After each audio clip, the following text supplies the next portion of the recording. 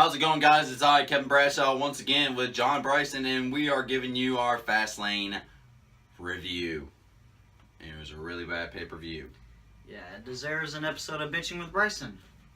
Or at least the end of it. Maybe in the future. So, my overall opinion, it had some good wrestling. yes, A lot of bad choices. Indeed. I don't think we both didn't watch the kickoff match, so we will not talk about it.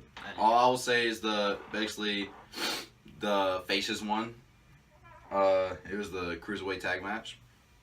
Alright, so it was the match of the night, and it kicked off the show. It was Samoa Joe versus Sami Zayn, and Samoa Joe went over Sami. So, it's a pretty awesome match. It was a good match to make. I mean, you have Sami, he's kind of been a bit of a dud since coming up to the main roster. Doesn't really have anything going for him. So put him against Samoa Joe to try to make Samoa Joe look dominant, and to kick off Samoa Joe as a dominant monster. It was a good step. Hopefully, though, we can see Sami winning a little more instead of just putting all the big guys over.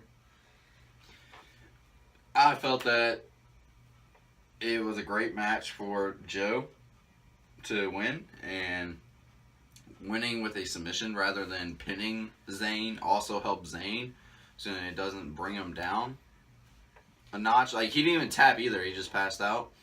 So I feel that was good for him. Speaking of the finish, I don't know why they aren't allowing the Muscle Buster. Samoa Joe has used either the Orange suplex, or just the Orange, I think it's called, and then he used the Cojita clutch. I'd like to see the Muscle Buster. That's my opinion. Alright, so next up is the Raw Tag Team Championship match, which ended in controversy. Luke Gallows and Carl Anderson defeated Enzo Amore and Big Cass. I didn't really have a care in the world for this match. Going into this, I haven't really been interested in Enzo and Cass lately. Have you felt the same? They're kind of getting stale. Yeah, I mean, maybe it's just the fact that they're on Raw, and Raw doesn't know how to do anything with the superstars they have. But, they're just not my favorite team. Like, they do things to where you can't really sympathize for them. Nope. You can't really look at them as your heroes or the faces. But overall, as far as the match went, it was decent quality. At one point, it made it seem like that Enzo and Cass were going to win the titles. It was a great false finish. I think Gallows pulled out Enzo from under the rope because he was pinning Anderson. But the funky finish was, I think Anderson hit his magic knee or whatever they call it. Really don't know what it's called. Magic killer? No, they didn't hit that. He just hit a knee. Yeah. Because Enzo was coming back into the ring and he just jumped at him, hit him with a knee, pinned him, and then he put his Enzo had his foot on the rope, and then Gallows pushed it off, and the ref was not even in the ref couldn't even see it because he was opposite from them. So they won, and that's in a controversial fashion. Next up, they had Sasha Banks going over Nia Jax, This match was garbage. Yes, it was, and it felt like a squash match for half the match, and then Sasha comes back, and then she wins by a roll-up, but they messed up because apparently she was supposed to hold on to the rope, but she did a regular old back bend pin. But wait, what made no sense is the fact that early in the match she tried to roll her up like she was under Nia Jax like this, and she couldn't pull her down. But at the end of the match, all of a sudden she can bring down the 300-something pound woman. How does that make any sense? I don't know. I think ever since Nia's gone on to the main roster, she's been exposed. I liked some of her matches in NXT. I didn't think she was half bad, but she is still an NXT quality superstar. I think the main roster, she's just not ready for it, in my opinion. I thought she would have been fine, but maybe it's just the fact that she's not working the type of matches she was. I don't know, but she's just not very good. And Sasha, I don't think she's the kind of wrestler to carry any wrestler, whether it's a bad wrestler or a good wrestler, into a good match. So this just was a recipe for disaster. Alright, so next they had two filler matches, which it felt like a Raw at this point. Cesaro defeats Jinder Mahal. Jinder Mahal looks like he's on freaking steroids. Dude, Jinder Mahal looks disgusting. He looks really gross. He looks like someone like John Cena looked in like 2007. But John Cena very veiny. didn't even look that bad in my opinion. Jinder looks... Or maybe like a Chris Benoit veiny. Wink, wink. Yeah, Cesaro, it wasn't even that good of a match. Cesaro wins. And then right after that, basically this is, I guess it's setting up a Rusev and Jinder Mahal feud. Because it really doesn't make any sense. Rusev comes in the ring after he loses, or after Jinder loses, and super kicks him like a bunch of times. But I like how they called it the Mashka kicks. Great name. Right after Big Show comes out, they have a match. Big Show demolishes him. Rusev had no chance. The reason behind he's getting backstage heat about his haircut. You got heat about that? Yep. So yeah, thanks a lot, Rusev. I wanted to see you get pushed. Now you look like you're going to be buried. The Cruiserweight Championship match, they had Neville in my opinion, winning against Gentleman Jack Gallagher, not Jack Gallagher. In my opinion, this was my match of the night. I thought this match saved the Cruiserweight division. Brought more life back into it, got the crowd worked up.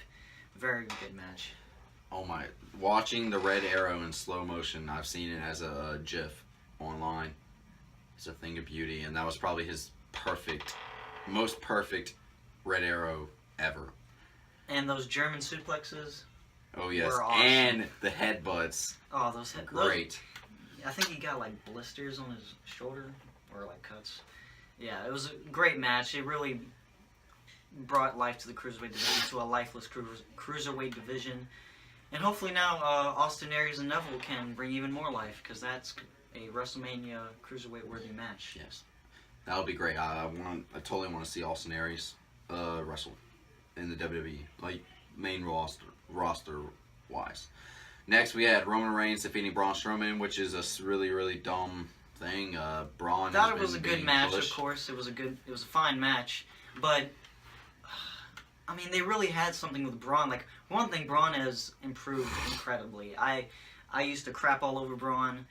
Now Me too. He's a very, I mean, he's not amazing, but he is a very good wrestler. He's a very good big man. And they had something. They had an undefeated guy, and they just gave it to Roman. They could have held it on a lot longer to where, you know, it wasn't like, to the point where Braun still wasn't like new, because Braun's still sort of a new, fresh face. If they still kept him undefeated for like another year when he kind of reaches that, you know, top tier status, then it will feel big when someone, say like Nakamura or Styles or Sammy, beats him for the first time. But they just wasted it by giving it to Roman Reigns. And then on top of that, The Undertaker didn't even come out, and we were all predicting it. Yes, he came out on Raw, but sometimes things are predictable because they're meant to be, and because then it's great. Yeah, so dumb decision by the It wasn't that WWE. good of a match, honestly. Well, the people are saying it was. To me, it was fine. It wasn't amazing. Raw Women's Championship match, it was going great. Bayley wins, which is okay. I did kind of want to see the pay-per-view streaked in because they keep talking about it, and who gives a flying flip about it? Honestly, like, that doesn't mean really anything. I mean, yeah, congrats, you win every pay-per-view, but if you don't have the title, that don't mean anything. Last 2 minutes were horrible. Yes. Sasha totally hit Charlotte. The ref acted like he didn't see it. No, but listen, what started making it go downhill is when Bayley was setting up for her little corner elbow drop when she jumps off the bottom rope. That was bad. So bad, dude. I hated it, and I wanted to throw up a little bit. But at least, you know, hasn't been the same pattern as it's been for the last few months. Charlotte losing on Raw, winning on the pay-per-views, you know, kind of freshens things up. Indeed. In my opinion of the whole streak thing, I mean, it could have been saved a little bit for WrestleMania. To me, honestly, the better choice would have been to just save Bayley's win for WrestleMania. I mean, Bayley is an underdog. That's true. You know, having a special moment for her like that at WrestleMania would make more sense, in my opinion, instead of putting it on a roll. But good match besides the last 2 minutes. And then the last match that only lasted about 17 seconds, or 22, or 24, whoever is the judge. Goldberg defeats Kevin Owens for the Universal title. And as soon as he went off the ring the very first time, Kevin Owens, that's what I'm talking about, I was just like, he's losing the match. I thought Brock was going to come out. because Paul Heyman, Yeah, I believe he did. said in a backstage promo that Brock was there. But He did. wait, didn't he show up at the end of the match? And then they had like a stare down? Oh, I'm sorry. Chris Jericho returned at the start of the bell, or actually before the bell, There has never been a time where I didn't want to see Jericho.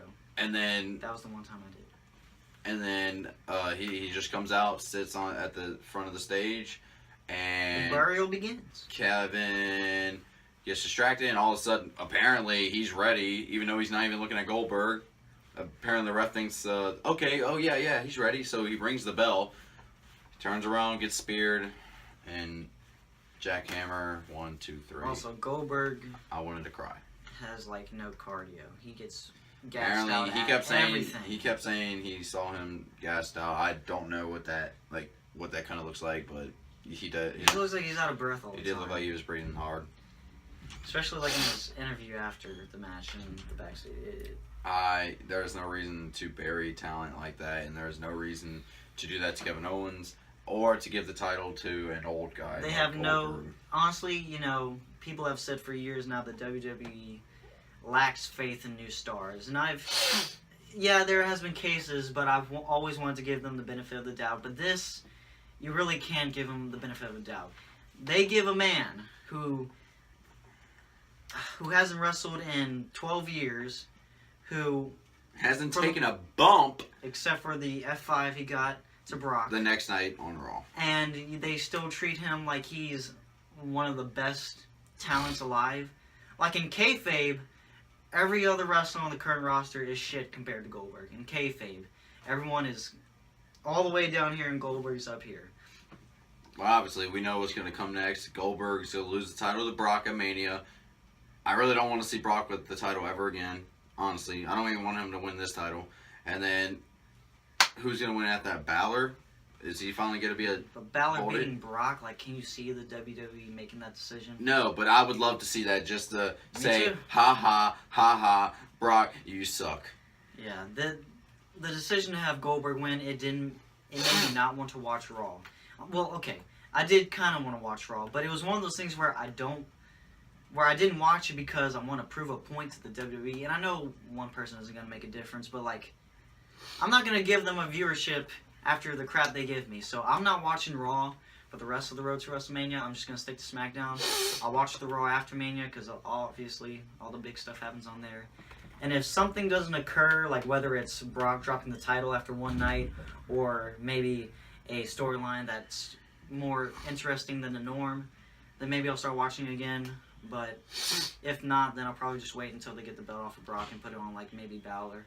But knowing the WWE, they'll probably put it on Roman Reigns. Yeah, maybe. So yeah, Raw. Hopefully you can learn from this. I don't garbage. SmackDown is better than Raw. If you want to see the video and our reasons why, go look on our channel.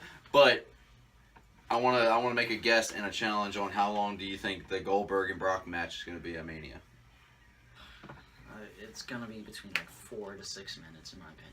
I think Brock Honestly, will be more prepared for the match, and of course he's gonna win. jokingly, I think it's going to be about like 20 seconds, 25 seconds. And if that's our main event, you will have less viewers watching the next night on Raw. Yeah, worse than Roman Reigns winning the title the year If before. Brock beats Goldberg in a not a jobbing way, in a in a typical Brock beat-down way. fashion. Beat-down way, yes. So yeah, in my opinion, it had some good quality wrestling, lots of bad decisions. There was some crappy wrestling. So overall, this pay-per-view, I give a D+. I will give it an F. Anyways, guys, thank you for watching. Like, comment, and subscribe. And I will say it again, if y'all would like us to create some Grapple Talk t-shirts, apparently he doesn't think this is going to work, I will put a poll out on Facebook, and I will want y'all to go down in the comments below and say yes or no to a shirt, if y'all would like a shirt created.